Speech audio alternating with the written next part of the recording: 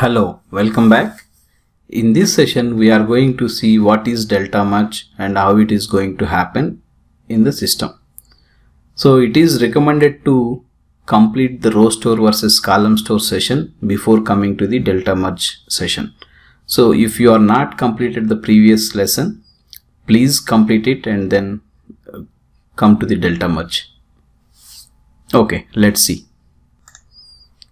So basically, any column store table will have two parts. One is the delta part and another one is main part.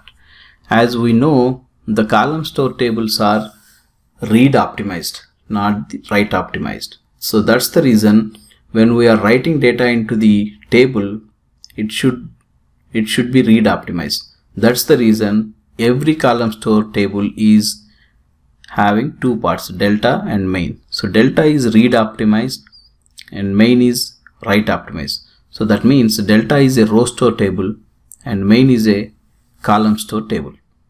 And when you are inserting data, that means write operation is going to perform only on the delta part. But when you read data, it will read data from delta and main. And delta will hold only partial data. So few records it will hold in the delta part. Okay, let's see what is the delta merge. So when the merge operation is happening, so I put the same diagram of previous image in different format. So here main 1, delta 1, and read operations are from main and delta part, and write operations are only on the delta part.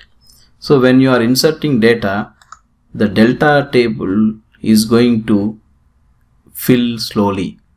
So as soon as it gets filled, or when the trigger point is decided in the there will be some system settings when the delta merge should happen. So if the trigger point reaches or table gets filled, automatically it will call the trigger delta merge option, like it will trigger the delta merge. So when the delta merge is triggered, then let's see how it is going to do the merge operation. So as soon as the delta 1 gets filled or delta merge operation is called, then automatically it will create another two tables, main to delta 2. And in this case, the write operations are going to continue with the delta 2 option, delta 2 part, and delta 1 and main 1 are going to merge into the main 2.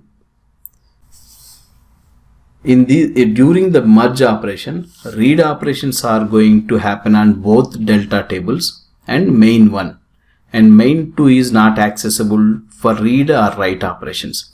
Main 2 is accessible only for the merge operation. So as soon as the main 1 and delta 1 is merged into main 2, it will going to discard delta 1 and delta 2, delta 1 and main 1 tables. So like this. So it becomes main to delta 2, the column store table.